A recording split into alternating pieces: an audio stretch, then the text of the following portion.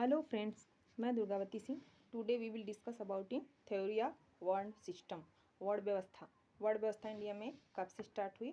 तो मनुस्मृति में आप देखेंगे वर्ड व्यवस्था का पूरा डिटेल दिया हुआ है।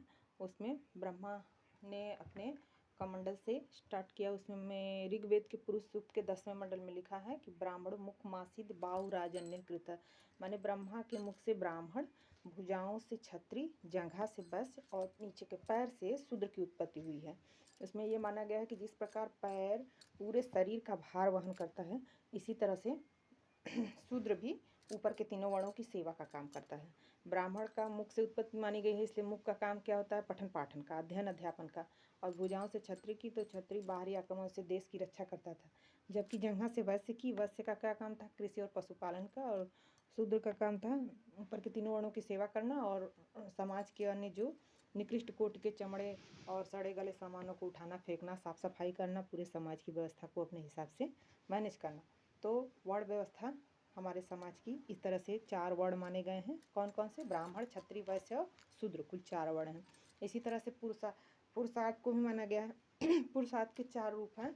पुरुषार्थ के 4 रूप में क्या आता है? धर्म, अर्थ, काम और मोक्ष, 4 रूप में इसको बांटा गया है। इस तरह आश्रम व्यवस्था के भी 4 रूप हैं।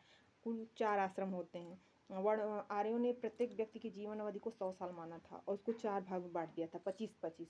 4 भागों में सबसे पहली स्टार्टिंग वाली जो थी उसको उन्होंने ब्रह्मचर्य 0 से 25 और 25 से 50 गृहस्थ आश्रम और 50 से 75 वानप्रस्थ आश्रम और 75 से 100 संन्यास आश्रम। 4 आश्रमों में उन्होंने पूरे जीवन को बांट दिया था, डिस्ट्रीब्यूट कर दिया था। सब में सबका कार्य निर्धारण कर दिया था। ब्रह्मचर्य 0 से 25 में रह के विद्यार्थी के रूप में बच्चा पढ़ता था, अध्ययन करता था। समावर्तन संस्कार समाप्त करने के बाद विद्या को वो गृहस्थ आश्रम में प्रवेश करता था। 25 से 50 उसमें रहता था। 50 वर्ष के बाद गृहस्थ आश्रम में हुआ सब पूर्ण ऋणों की पूर्ति यज्ञों के माध्यम से करता था। जो 5 ऋण रहते थे उनको पूर्ति करता था। गृहस्थ आश्रमों को सारे आश्रमों का सार और केंद्र बिंदु माना गया है। उसके बाद वो अगले 50 से 75 वानप्रस्थ का अर्थ होता है वन की ओर गमन करना, माने घर के सांसारिक मोह माया से धीरे धीरे अपने को वो दूर करने लगता था। और 75 के बाद 75 से 100 में वो संन्यास आश्रम में रहता था। संन्यास आश्रम में जाने के बाद वो गृह मोह माया से त्याग करके अपने आप को उसी में समाहित कर लेता था।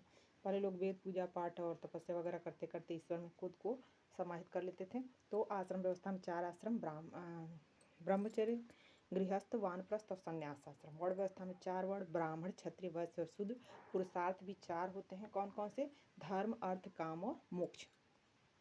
और आपके ऋण और यज्ञ 5 यज्ञ होते हैं। भूत ऋण, देव ऋण, पितृ ऋण, मातृ ऋण और अतिथि ऋण।